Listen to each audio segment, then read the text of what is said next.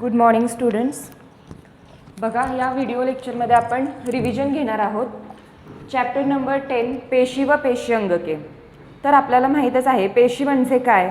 तर आपल्या शरीरामध्ये जे रचनात्मक व कार्यात्मक एकक आहे सजीवांचं त्याला आपण पेशी म्हणत असतो. तर ह्या पेशीची रचना कशा प्रकारे असते तर काही पेशी ज्या असतात, काही पेशींना पेशीपटल असते किंवा काही पेशींना पेशीभित्तिका असते. म्हणजे या ज्या पेशी आहेत ह्या पेशींची रचना वनस्पती व प्राणी या दोन घटकांमध्ये आढळून येते.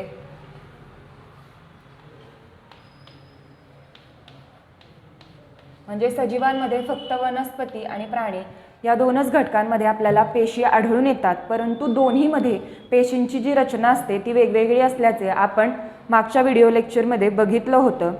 तर प्राण्यांमध्ये काही पेशी अशा असतात ज्यांना पेशीपटल असते, काहींना पेशीभित्तिका असते तर काहींना पेशीभित्तिका नसते. हे आपण पेशीच्या रचनेमध्ये बघितलं होतं. त्यानंतर बघा, पेशींचे काही भाग, महत्त्वाचे जे भाग असतात ते आपण थोडक्यात बघूया. तर त्यातला पहिला होता पेशीभित्तिका म्हणजे सेल वॉल. पेशींना असलेली भिंत किंवा त्यांचं जे संरक्षण कवच असतं त्याला आपण पेशीभित्तिका असं म्हणतो. तर पेशीभित्तिका काय करते तर पटलाभोवती जे मजबूत व लवचिक आवरण असतं त्याला आपण पेशीभित्तिका म्हणतो. आणि पेशीभित्तिका ही मुख्यतः सेल्युलोज व पेक्टिन या कर्बोदकांपासून बनलेली असते. आणि हिचं कार्य काय असतं तर पेशीला आधार देणे तसेच पेशीत जाणाऱ्या अतिरिक्त पाण्याला अडवून पेशींचे संरक्षण करणे हे कार्य जे आहे ते पेशीभित्तिका करत असते. त्यानंतर दुसरं आहे ते पेशीद्रव्य किंवा त्याला आपण पेशीपटल असं म्हणतो. पेशीपटल म्हणजेच काय तर प्लाझ्मा मेम्ब्रन किंवा सेल मेम्ब्रन. पेशीभोवती असणारं पातळ, नाजूक व लवचिक आवरण जे असतं त्याला आपण पेशीपटल असं म्हणतो. आणि पेशीभित्तिकेच्या आतल्या बाजूला पेशीपटल आपल्याला पाहायला मिळतं. आणि हे काय करतं तर पेशीतील जे बाह्य घटक आहेत त्या बाह्य घटकांपासून पेशींचं संरक्षण करण्याचं काम हे पेशीपटल करत असतं. तसेच याची जी रचना असते ते स्फुरील मेदांपासून तयार झालेली असते. त्यामुळे पेशीबाहेर जरी काही बदल झाले तरी पेशीतील पर्यावरण कायम राखण्याचं जे काम आहे ते प्रद्रव्यपटल करत असतं आणि त्याचंच आपण समस्थिती असं म्हणतो. त्यानंतर बघा, पेशीय भक्षण. त्यानंतर पुढचा जो होता पेशीय भक्षण म्हणजे काय तर बाहेरील पर्यावरणातून अन्न व इतर पदार्थ गिळंकृत करणे त्याला आपण पेशीभक्षण असं म्हणतो. तर पेशीभक्षण कशासाठी करतात तर ऊर्जा निर्मितीसाठी किंवा स्वतःचं अस्तित्व टिकवून ठेवण्यासाठी पेशींना सुद्धा अन्नाची गरज असते. आणि त्या बाहेरील पर्यावरणातून अन्न व इतर पदार्थ जे आहेत त्या गिळंकृत करत असतात म्हणजेच त्यांचं भक्षण करत असतात. तसेच दुसरं जे आहे ते पेशी उत्सर्जन. आणि हेच जे भक्षण केलेले पदार्थ आहेत त्यांच्यातली ऊर्जा संपुष्टात आल्यानंतर त्या टाकाऊ पदार्थ शरीराबाहेर टाकण्याच्या प्रक्रियेला किंवा पेशी बाहेर टाकण्याच्या प्रक्रियेलाच आपण पेशी उत्सर्जन असं म्हणतो. उत्सर्जन म्हणजेच काय तर टाकाऊ पदार्थ शरीराबाहेर टाकून देण्याची प्रक्रिया, यालाच आपण उत्सर्जन असं म्हणतो. त्यानंतर बघा, ह्या ज्या पेशीय भक्षण आणि पेशी उत्सर्जन ह्या ज्या दोन क्रिया आहेत त्या पेशी आपल्या ऊर्जा वापरून करत असतात. आणि ऊर्जा न वापरता ज्या क्रिया होतात त्याला आपण विसरण किंवा परासरण असं म्हणतो. तर विसरण म्हणजेच काय तर ऑक्सिजन, कार्बन डायऑक्साईड सारखे लहान रेणू पेशीमध्ये घेणे किंवा पेशीमधून बाहेर सोडणे त्याला आपण विसरण असं म्हणतो. विसरण. आणि दुसरं जे आहे ते परासरण. तर विसरण म्हणजेच काय तर ऑक्सिजन किंवा कार्बन डायऑक्साईड सारखे जे लहान लहान रेणू आहेत ते पेशींच्या आतमध्ये घेतले जातात किंवा पेशींमधून बाहेर सोडले जातात. आणि परासरण म्हणजेच काय तर पेशींमध्ये जे भाग आहेत वेगवेगळे तेथे जास्त भाग असलेल्या पाण्याकडून जास्त पाणी असलेल्या भागाकडून कमी पाणी असलेल्या भागाकडे निवडक्षम पारपटलातून होणारा पाण्याचा प्रवास म्हणजेच परासरण होय. तर परासरण म्हणजेच काय तर पेशीच्या ज्या भागामध्ये सर्वात जास्त पाण्याचा पुरवठा आहे तो भाग पेशींमध्ये कमी पाणी असलेल्या भागांकडे पाणी पुरवण्याचं काम करतो आणि त्याला आपण परासरण असं म्हणतो. आणि हे जे परासरण आहे ते 3 वेगवेगळ्या भौतिक प्रक्रियांमध्ये घडत असतं. त्यातलं पहिलं आहे समपरासरी. बघा, तर परासरणाचे एकूण 3 भाग पडतात. समपरासरी, त्यानंतर दुसरा आहे अवपरासरी आणि तिसरं आहे अतिपरासरी. आता समपरासरी म्हणजेच काय, तर पेशीभोवती असलेले माध्यम व पेशी या दोन्हीमधील पाण्याचे प्रमाण जर सारखे असले तर पेशी कोणतेही पाणी आत किंवा बाहेर सोडत नाहीत, त्याला आपण समपरासरी असे म्हणतो. अवपरासरी म्हणजे जर पेशीतील पाण्याचे प्रमाण कमी असेल तर पेशी हे सभोवतालच्या माध्यमामधून पाणी पेशीमध्ये शिरते, त्यास आपण अवपरासरी असं म्हणतो. आणि अतिपरासरी म्हणजेच काय, तर पेशीतील पाण्याचे प्रमाण जर जास्त झाले तर ते पेशीच्या माध्यमातून पाण्याचे प्रमाण कमी करण्यात येते, त्यालाच आपण अतिपरासरी असं म्हणतो. आणि हे तिन्ही कशाचे भाग आहे, तर परासरण म्हणजेच पेशीच्या जास्त पाणी असलेल्या भागाकडून कमी पाणी असलेल्या भागाकडे पाण्याचं जे वहन होतं त्यालाच आपण परासरण असं म्हणतो. त्यानंतर बघा, पेशीचा तिसरा महत्त्वाचा जो भाग आहे ते म्हणजेच पेशीद्रव्य, त्याला आपण सायटोप्लाझ्म असं म्हणतो.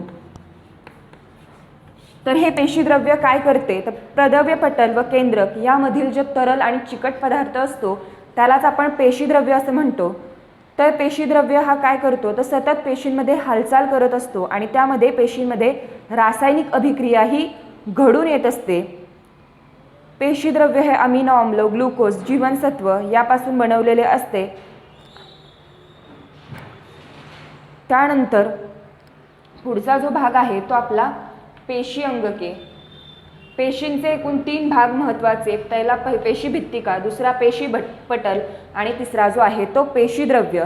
त्यानंतर आपण बघणार आहोत ती पेशी अंगके. पेशी अंगके म्हणजेच काय, तर विशिष्ट कार्य करणारे पेशीतील उपघटक म्हणजेच पेशी अंगके होय. अंगके म्हणजेच आपण त्यांना पेशीचे अवयव सुद्धा म्हणू शकतो. तर त्यातला पहिला जो आहे तो म्हणजे केंद्रक. केंद्रक म्हणजेच काय, तर पेशींचा मध्यभाग. बघा, आपण जर एखादं वर्तुळ काढलं तर त्या वर्तुळाचा जो मध्यभाग असतो त्याला आपण त्या वर्तुळाचे केंद्रक असं म्हणतो. तशाच प्रकारे एखादी जर आपण पेशी घेतली आणि त्या पेशीचा जर मध्यभाग बघितला तर त्यालाच आपण केंद्रक किंवा न्यूक्लियस असं म्हणतो. तर या न्यूक्लियसने काय होतं, तर न्यूक्लियस हे आपल्याला उघड्या डोळ्यांनी बघता येत नाही, त्यामुळे आपण ते पाहण्यासाठी इलेक्ट्रॉन सूक्ष्मदर्शीचा वापर करत असतो. तेव्हा आपल्या असं लक्षात येतं की पेशीभोवती किंवा त्याच्या केंद्रकाभोवती दुहेरी आवरण व केंद्रकी छिद्रे असतात आणि आतबाहेर, केंद्रकाच्या आतबाहेर होणारे जे पदार्थांचे वहन जे असतं, मग ते पाणी किंवा अन्न ज्याची पेशींना गरज असते ते वहन त्या पेशी केंद्रकाच्या छिद्रातूनच होत असतं. तसेच त्यांची कार्य काय आहेत, तर पेशींच्या सर्व चयापचय क्रिया व पेशी विभाजन यावर नियंत्रण ठेवणे, तसेच जनुकांद्वारे आनुवंशिक गुणांचे संक्रमण हे पुढील पिढीकडे करणे, हे महत्त्वाचे काम केंद्रक करत असते. त्यानंतर दुसरं आहे ते आंतरद्रव्य जालिका.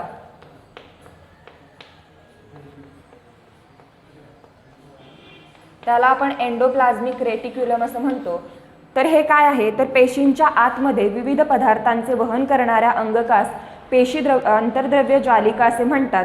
आणि ही जी जालिका असते ती सूक्ष्म नलिका व पट एकमेकांना जोडले जाऊन जाळीसारखी एक रचना तयार होते आणि म्हणूनच त्याला आपण आंतरद्रव्य जालिका असं म्हणतो.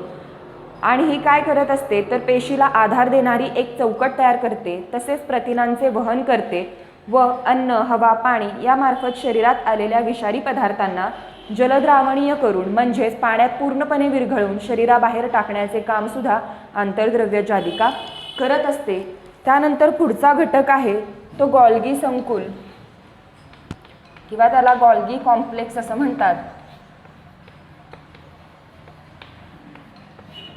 तर हे गॉल्गी संकुल काय, तर एकमेकांना समांतर रचलेल्या 5-8 चपट्या पोकळ कोशांपासून गॉल्गी संकुल बनते आणि या कोशांनाच आपण कुंडे असे म्हणतो. आणि हे गॉल्गी संकुल काय कार्यरत करते, तर ते एक पेशीतील स्त्रावी अंगक असते, म्हणजे त्याच्यामधून सतत एक चिकट असा पदार्थ बाहेर पडत असतो आणि त्यामुळे काय होते, तर ती रिक्तिका व स्त्रावी पिटिका यांची निर्मिती करते. तसेच पेशीभित्तिका, प्रद्रव्य पटल व लयकारिका यांच्या निर्मितीस मदत करण्याचे काम सुद्धा गॉल्गी संकुल करत असते. त्यानंतर पुढे आहे ते लयकारिका म्हणजे लायझोझोम्स. तर पेशीत घडणाऱ्या चयापचय क्रियांमध्ये जे टाकाऊ पदार्थ तयार होतात ते टाकाऊ पदार्थ बाहेर टाकण्याचे काम या लयकारिका म्हणजे लायझोझोम्स करत असतात. तसेच त्यांची अजून दुसरी कार्य आहे ते म्हणजे रोगप्रतिकारक यंत्रणा चालवणे. तसेच जीर्ण व कमजोर जी पेशी अंगके असतात त्यांचे टाकाऊ पदार्थात रूपांतर करून ते टाकाऊ पदार्थ शरीराबाहेर टाकणे, किंवा पेशी जुनी किंवा खराब झाली की लयकारिका फुटतात व त्यातील विकरे स्वतःच्याच पेशींचे पचन करतात. आणि उपासमारीच्या काळात सुद्धा लयकारिका पेशीत साठवलेल्या प्रथिने व मेद यांचे पाचन करत असते. ही लयकारिकेची कार्य आहेत. त्यानंतर पुढचा भाग आहे तो तंतुकणिका. म्हणजेच मायटोकॉन्ड्रिया. तर तंतुकणिका काय, तर प्रत्येक पेशीला तिचे कार्य करण्यासाठी एक ऊर्जेची गरज असते आणि पेशीमध्ये ऊर्जा निर्मितीचे कार्य हे तंतुकणिका म्हणजेच मायटोकॉन्ड्रिया हा पेशी अंगक करत असते. त्यामध्ये बघा ATP हे ऊर्जा समृद्ध संयुग तयार करणे व ATP मधील ऊर्जा वापरून स्वतःसाठी प्रथिने, कर्बोदके आणि मेद यांचे संश्लेषण करण्याचे काम ही तंतुकणिका करत असते. म्हणजेच पेशींच्या ज्या चयापचय क्रिया असतात त्या सर्व क्रियांसाठी जी ऊर्जा लागते ती ऊर्जा तयार करण्याचं मुख्य काम हे तंतुकणिका करत असते. हे आपल्याला यावरून समजते. त्यानंतर पुढचं पेशिक अंगक आहे ते रिक्तिका म्हणजे व्हॅक्युओल्स. तर पेशीतील घटक द्रव्यांची साठवण करणारे पेशी अंगक म्हणजे रिक्तिका होय. व्हॅक्युओल्स म्हणजेच काय, तर त्याच्यामध्ये पेशीमध्ये जे घटक द्रव्य तयार होत असतात तर ते घटक द्रव्य साठवून ठेवण्याचा जो पोकळीसारखा भाग असतो त्यालाच आपण रिक्तिका असं म्हणतो. तर रिक्तिका काय कार्य करते, तर पेशींचा परासरणीय दाब नियंत्रित ठेवते. तसेच चयापचय क्रियेत बनलेली उत्पादिते साठवते. प्राणी पेशीतील ज्या रिक्तिका असतात ते टाकाऊ पदार्थ साठवतात, तर अमिबाच्या रिक्तिकेत अन्न पचनपूर्व साठवले जाते. आणि वनस्पतीमधील ज्या रिक्तिका असतात ते पेशीद्रवाने पूर्णपणे भरलेल्या असून त्या पेशीला ताठरता व दृढता देण्याचे काम करत असतात. म्हणजे बघा वनस्पती आणि प्राणी पेशी दोन्हींमधल्या ज्या रिक्तिका असतात त्या वेगवेगळ्या प्रकारचे कार्य हे करत असतात. त्यानंतर पुढचं पेशी अंगक आहे ते लवके. लवके म्हणजेच काय, तर त्याला आपण प्लास्टाइड्स असं म्हणतो. तर बघा वनस्पतींना अनेक प्रकारचे वेगवेगळे रंग प्राप्त होत असतात. म्हणजेच त्यांच्या पानांना हिरवा रंग, फुलांना लाल रंग, पिवळा, केशरी, निळा असे रंग हे कशामुळे येत असतात, तर वनस्पतींच्या पेशींमध्ये जी लवके उपलब्ध असतात त्या वेगवेगळ्या लवकांमुळे वनस्पतींच्या प्रत्येक भागाला वेगवेगळा रंग प्राप्त झालेला असतो. म्हणजेच लवके काय, तर फक्त पेशीला एक रंग देणारे अंगक असे आपण म्हणतो. आणि हे जे अंगक आहे ते फक्त आणि फक्त आपल्याला वनस्पती पेशींमध्येच आढळून येते. कारण प्राणी पेशींमध्ये काय होतं, तर त्यांच्या प्रत्येक अवयवाचा रंग हा सारखाच असतो, परंतु वनस्पतींच्या प्रत्येक अवयवांचा रंग वेगळा असतो. म्हणून हे जे लवके हे जे पेशी अंगक आहेत ते फक्त आपल्याला वनस्पती पेशींमध्येच आढळून येतं. तर ही जी लवके आहेत ती दोन प्रकारची असतात.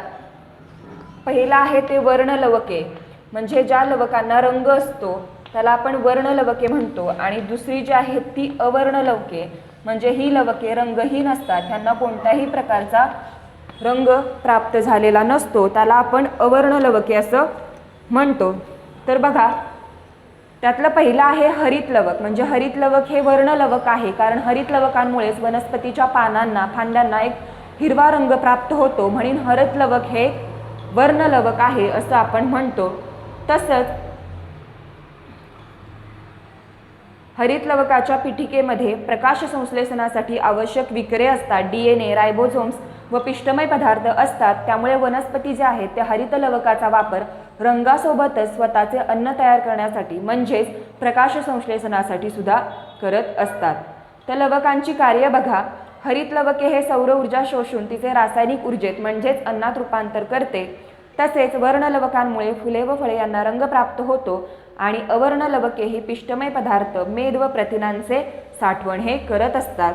तर बघा वनस्पतींच्या पानांना जो हिरवा रंग प्राप्त होतो तो हरित द्रव्य म्हणजेच क्लोरोफिल लवकामुळे प्राप्त होतो.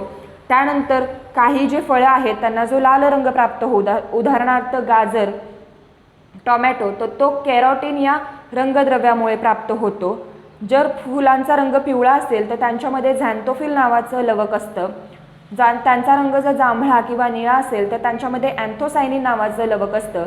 आणि जर काही फळांचा रंग हा गडद गुलाबी म्हणजे बीट याचा रंग जो गडद गुलाबी असतो त्याला तो रंग बिटालिन्स नावाच्या लवकामुळे प्राप्त झालेला असतो. हे आपल्याला यावरून माहीत होतं. तर अशा प्रकारे आपण पेशी व पेशी अंगके या पाठाची थोडक्यात उजळणी येथे बघितलेली आहे.